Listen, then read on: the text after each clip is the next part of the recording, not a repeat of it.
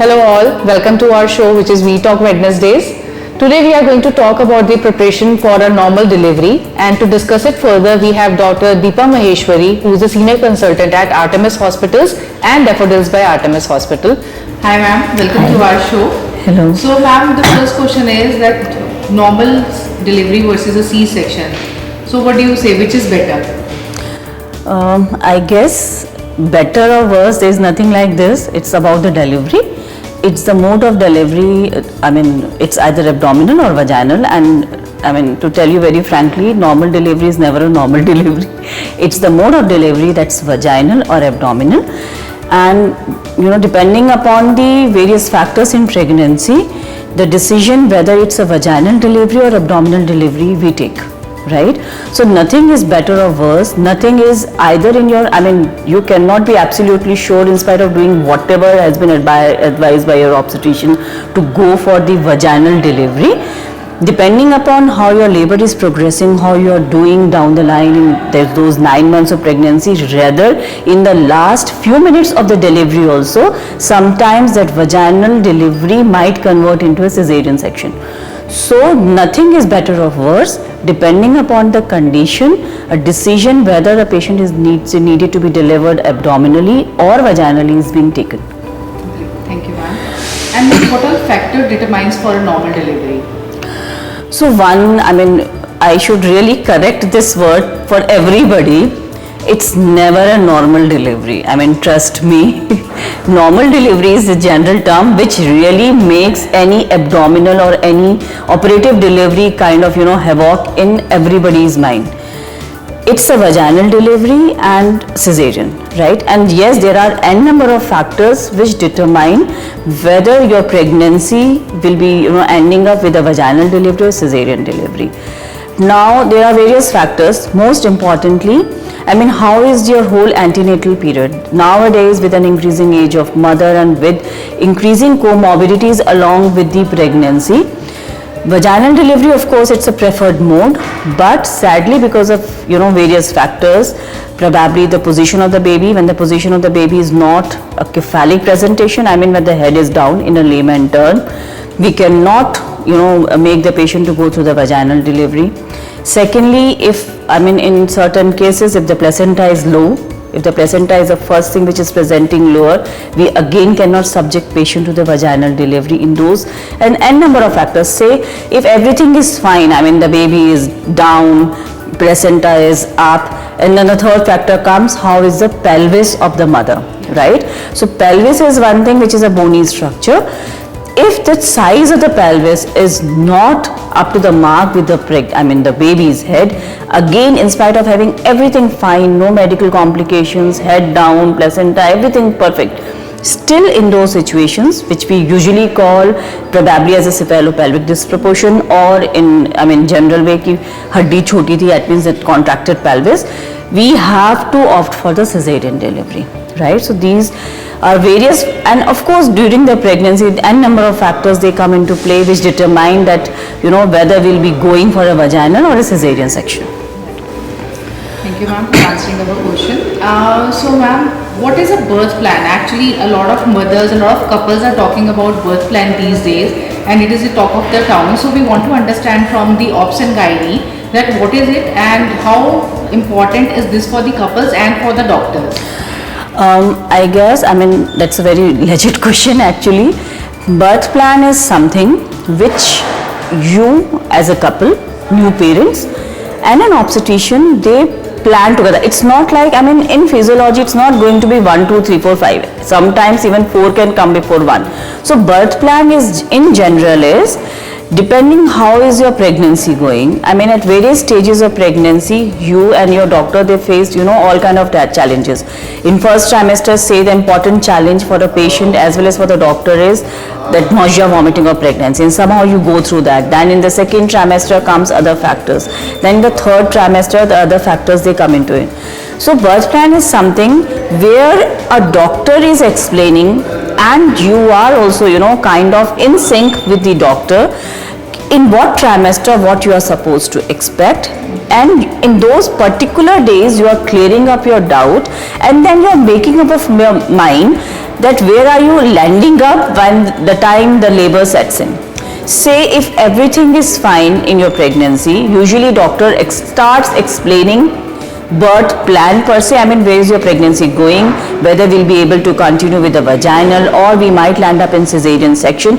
We usually start from 28 weeks till 20 weeks. We are anyhow talking about the formation of the baby, anomalies in the baby. We are basically looking into the structure of the baby, but after that we start talking about the growth of the baby and all.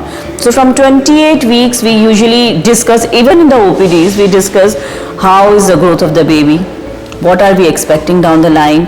Then of course we talk about, I mean, the important part in all this birth plan when we are talking about vagina or cesarean is how is the mental preparation of the patient. I mean, sadly in India for that matter, I mean particularly what we notice in this scenario is that by 37 weeks couple, you know, they are coming to an obstetrician, and by 37 weeks now we have parents moved in with the couple because they are going to get delivered now. Then you know the things they start, because now the parents हमारे time में ऐसा होता है, and the couple is prepared in a different way.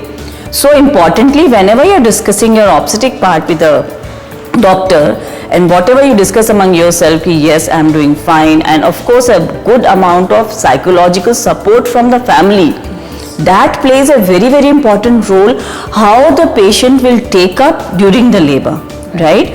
So the birth plan should be including what are you expecting down the line, which includes whether my pregnancy is going normal, there is no medical complication, there is no obstetric complication. Then determining the mind, yes, I might be asked for the doctor to continue even beyond 37 weeks, because the major, you know, the major fear in the couple is ki whether we'll be able to take this pregnancy to the term. So the important part is that full term wala part, you know. EDD, whatever we calculate, is usually 40 weeks. So everybody is under this mindset ki okay, I'm going to deliver on that particular date. But I really want to clarify this fact that whenever a doctor calculates that EDD, that's when you're finishing your 40 weeks of pregnancy. So delivering any time at 37 beyond 40 weeks is an absolute term delivery. So usko leke darna nahi hai, right? So birth plan includes how much mentally you are prepared, you are clearing your doubts whenever you are coming. Then you are determining whether, I mean depending upon your condition, whether you will be asked for the induction by the doctor or you will be left for the natural ones, and then I mean so on so forth. An important part of all this birth plan is psychological, mental and sociological preparation of the patient besides the medical and rest of the parameters. Thank you, ma'am. One more thing, ma'am. Pain is the biggest fear for a mother, especially for the first time mothers. So can you please suggest or tell us that what are the pain relief options for a normal delivery patient? So whether it's normal or cesarean, again this, I mean motherhood, I mean becoming a mother is definitely a painful process, but there is something known as bad pain, I should rather say this, but this is a good kind of pain. I mean in spite of having so much of pain, the end result is beautiful, right? So labor, whenever, I mean a lot of times we have seen patients coming and talking about vagina, but the moment they reach that 37 weeks and then we start about labor, so you have to kind of tell them it's not labor alone, there's another word attached to it, that's labor pain, right? So for preparation of that labor pain, yes, we are, as a doctor, we are there to help them. They can of course choose whether they want, I mean there are certain exercises that reduces the pain. In general, when you're walking, I mean you feel less of the pain when the patient walks during the labor. Second, if you lie on the sides during the labor, I mean pain perception reduces. Then third, of course, a doctor is going to give you option for the injectable painkillers, that can be a number of drugs. But whatever said and done, labor is always pain. A doctor or rest of the help can probably try to reduce the pain, but of course with pain comes the threshold part also, and this is something you cannot measure. I mean I cannot tell you how much kg or centimeter of pain you will feel. There is different threshold of everybody. And importantly, I mean whether in your labor process you want to go for that epidural analgesia or not, They should, I mean, I prefer if they are really going towards the vaginal and down the line if they are prepared about the epidural. So epidural procedural complications and all, it's always better to meet an anesthetist prior to, you go into labor, which is a part which nobody takes very, very seriously, but this is something, I mean, if you are on same page during labor with your obstetrician, then it is really easy for you to take a decision and your obstetrician also to suggest. Right? So discussing your pain options during the antenatal period and then deciding, okay ma'am, at this point of time if you ask me to take this epidural, I mean lot of time we are kind of struggling. People take asking for epidural as equivalent to cesarean, which is absolutely not the case. So these things can definitely be discussed during the antenatal period, and number of options are available, and in spite of all the pharmacological things we are making them available, important part is a good psychological support at the time of labor. So during that antenatal period, a girl or female should always decide whether they want their spouse or mother or whoever close to them to help them to go through. And more importantly, the breathing exercise. I mean, being very active throughout the pregnancy, doing kind of moderate exercises until unless it has been asked by an obstetrician to reduce it, and good amount of breathing exercise. These are very, very few things that really helps you to go through that labor pain process. Rest doctors are there to help you. Very well, ma'am. Understood. Thank you for explaining it so well. Last but not the least, ma'am, I wanted to check with you that a lot of mothers, they are opting, themselves for antenatal classes, and a lot of gynae doctors are also, promoting and, telling them to go for the antenatal packages or antenatal classes. What is the importance for this class in a normal delivery, ma'am? Antenatal classes, I mean, they play a very, very important role. When we talk about antenatal class, it's not about explaining them the process of labor. It starts with the basic. I mean, what are you expecting during your each trimester? What are the normal symptoms? What are the symptoms with which you cannot sit at home and then you're supposed to contact your doctor?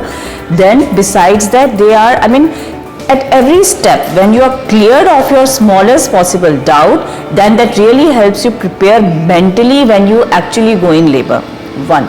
Second, antenatal classes, they are also guiding about the diet, because diet has to be, there is nothing like craving in pregnancy. I mean, that is something we use. Baby is never asking for anything. It's like when we are pregnant, of course, your appetite increases, but what to eat in that increased appetite, I mean, healthy eating is very, very important, which can nicely be guided during the antenatal class.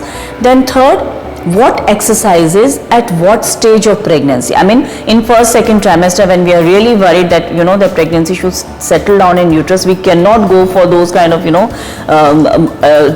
moderate kind of exercises. So these classes guide you what kind of exercise to keep your muscles into good activity, to give you good Kegels exercise, to give you when you go in labor, what kind of breathing exercise, what kind of extra exercises you can do to go through that labor process. So this is a complete kind of package where the patient is usually cleared of smaller doubts, so that they are more mentally, physically, and I should rather add nutritionally, prepared to go through that vaginal delivery process. I'm never going to use the word normal ever, but yes, these things do help patient to go through that vaginal delivery procedure. That's very, very important, and there are anyhow so many people are taking antenatal classes. Even online is available thanks to pandemic, and of course different people are taking, and it's always better if you are able to take out time even twice a week or thrice a week. It is a very good thing, and if it's possible, please join. Great, ma'am. Thank you so very much for answering our questions so very Thank you. well. Thank this you. comes to the end of the show. Thank you. Thank you so much, ma'am.